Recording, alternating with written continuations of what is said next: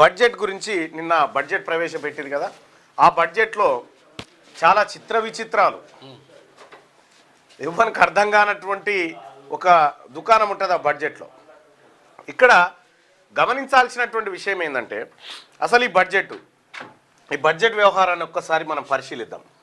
3,24,324 కోట్లు. 3,34,024 పక్కా 234 కోట్లు. మొత్తం 9 వచ్చింది, నెంబర్ 9 నెంబర్ అయినది. ఆయననేమో 6 వచ్చేటట్టు చేసేది. ఎస్. అసలు ఏంది బడ్జెట్, బడ్జెట్ లెక్కలు ఏంది, బడ్జెట్ కథ ఏందనేది చూద్దాం. సరే, బడ్జెట్ గురించి మళ్ళీ నేను సభలో మాట్లాడతా, బడ్జెట్ వ్యవహారం అంతా ఇన్డెప్త్గా. కానీ తెలంగాణ రాష్ట్ర బడ్జెట్ 3,24,234 కోట్లు నిన్న పెట్టినటువంటి బడ్జెట్. అమ్మ, ఇంత బడ్జెట్ పెట్టినండి, ఇందులో ఈకెల్ తోకలు ఉంటాయి. సపోజ్ మనం కోడిని కోసినాం అనుకో, బూరు వీకెత్తాం, కాళ్ళు గోర్లు కూడా కట్ చేస్తాం, అంతే. దానికి ఉన్నటువంటి పొట్టపేగులు అవన్నీ తీసేస్తాం కదా. ఇక నికరంగా మిగిలేటువంటి బడ్జెట్ అంటారు చూడు, అదెంత మిగులుతుందంటే 2,17,334 కోట్లు మిగులుతుంది. సార్, పత్రికలలో వివిధ లెక్కలు వచ్చినాయి కానీ, సో నేనైతే అక్యురేట్గా చెప్తా ఉన్నా, పర్ఫెక్ట్గా 2,17,334 కోట్లు మిగులుతాయి. మరి మిగతా ఎడిపోతాయి అనంటే, ప్రభుత్వం తెచ్చినటువంటి అప్పులకు కిస్తీలు కట్టాలి కదా.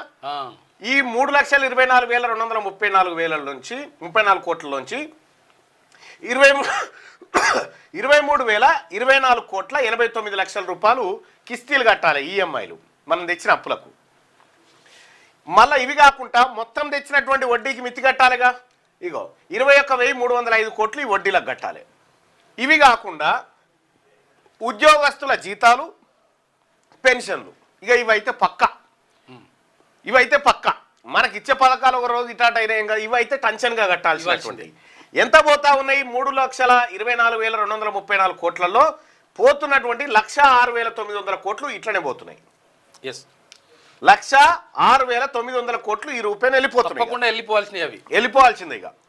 ఇక మిగిలేది ఎంత, నికరంగా మిగిలేది ఎంత అంటే 2,17,334 కోట్లు మిగులుతుంది. ఇగో ఇది బడ్జెట్. నిజంగా ఇవి ఉన్నాయంటే ఇవి కూడా లేవు, ఇవి అప్పులు ఉన్నాయి. ఇవి ఉన్నాయంటే ఇవి కూడా లేవు, మళ్ళీ చెప్పులు తేవాలి, అక్కడ నుంచి చెప్పులు తేవాలని చెప్తున్నారు అవి కూడా. ఇంకా దీన్ని జర బాగా ఇన్డెప్త్గా అర్థం చేసుకోవాలి మనం. ఇది కదా, ఒక్కొక్క మంత్రి చేతుల ఎంత బడ్జెట్ కంట్రోల్ చేసే శక్తి ఉంది ఒకసారి చూద్దాం. మల్లు బట్టి విక్రమార్క, ఆయన ఎస్సీ సామాజిక వర్గం, ఆయన నిర్వహించే ప్రధాన శాఖలు ఆర్థిక, ప్రణాళిక, విద్యుత్ శాఖ ఆయన నిర్వహిస్తాడు. కేటాయించిన బడ్జెట్, ఆయన శాఖల కేటాయించిన బడ్జెట్ ఎంత అంటే 89,034 కోట్లు. ఈ 89,034 కోట్లనే ఈ జీతాలు, మిత్తీలు, కిస్తీలు అన్నీ ఉంటాయి. అంటే 27% బడ్జెట్ను ఆయన కంట్రోల్లో. ఇక యనమల రేవంత్ రెడ్డి, ఈయన ఓసీ సామాజిక వర్గం, పురపాలక శాఖ, జీడీఏ, హోము, విద్య, న్యాయ శాఖలు ఈయన పరిధిలో ఉన్నాయి. ఈ అన్ని శాఖలకు కలిపి 49,500 కోట్ల రూపాయలు కేటాయించారు. అంటే మొత్తం బడ్జెట్లో 15.27% ఈయన కంట్రోల్ చేయగలుగుతాడు. ఇక డి అనసూయ అంటే సీతక్క, ఆమె ఎస్టీ సామాజిక వర్గం, ధనసరి అనసూయ, పంచాయతీరాజ్, గ్రామీణాభివృద్ధి, మహిళా శిశు సంక్షేమ శాఖలు ఆమె పరిధిలో ఉన్నాయి. వాటికి 36,769 కోట్లు కేటాయించబడ్డాయి. 11.34% బడ్జెట్ వాళ్ళకి కేటాయించబడ్డది. ఇక ఉత్తమ్ కుమార్ రెడ్డి ఓసీ సామాజిక వర్గం, నీటిపారుదల, పౌర సరఫరాల శాఖ ఆయన చూస్తా ఉన్నాడు. వీటికి 29,981 కోట్ల రూపాయలు కేటాయించారు. 9.25% దాని బడ్జెట్. తుమ్మల నాగేశ్వరరావు వ్యవసాయం, సహకారం చూస్తా ఉన్నాడు, ఓసీ సామాజిక వర్గం, 23,337 కోట్ల రూపాయలు దాన్ని కేటాయించారు. 7.20% బడ్జెట్ అలొకేషన్ జరిగింది ఆయన శాఖలకు.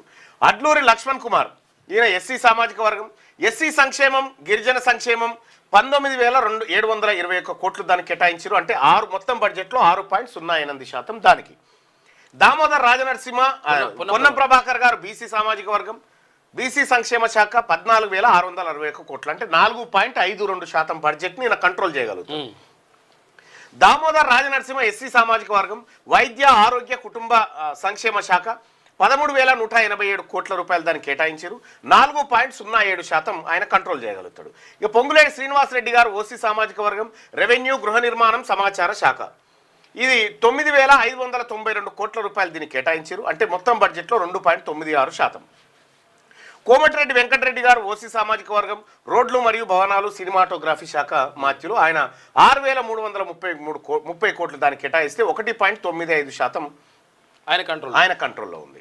ఇక మహమ్మద్ అజారుద్దీన్కి సంబంధించి ఆయన మైనార్టీ నాయకుడు, మా బీసీ మైనార్టీ సంక్షేమం సంబంధించి 3,768 కోట్లు ఆయన కంట్రోల్ చేయగలుగుతాడు. ఆయన 1.16% కంట్రోల్ చేయగలుగుతాడు. ఇక దుద్దిల శ్రీధర్ బాబు, ఈయన ఓసీ సామాజిక వర్గం, ఐటీ, పరిశ్రమలు, శాసనసభ వ్యవహారాలకు సంబంధించి 3,429 కోట్లు కేటాయించారు. 1.06 కోట్ల రూపాయలు ఏది పర్సెంటేజ్ ఆయన కంట్రోల్ చేయగలుగుతాడు. కొండా సురేఖ బీసీ సామాజిక వర్గం, పర్యావరణం, అటవీ, దేవాదాయ శాఖకు సంబంధించి 2,305 కోట్ల రూపాయలు కేటాయించారు. అందులో 0.71% ఆమె కంట్రోల్ చేయగలుగుతారు మొత్తం బడ్జెట్లో. వాకాటి శ్రీహరి గారు బీసీ సామాజిక వర్గం, పశుసంవర్ధక, మత్స్యశాఖ 1,503 కోట్ల రూపాయలు ఆయన కంట్రోల్ చేయగలుగుతాడు. 0.46%. జూపల్లి కృష్ణారావు గారు ఓసీ సామాజిక వర్గం, ఎక్సైజు, పర్యాటక, సాంస్కృతిక శాఖ, ఈయన 1,347 కోట్ల రూపాయలు కంట్రోల్ చేసే శక్తి ఉంది ఈ బడ్జెట్లో. 0.42%.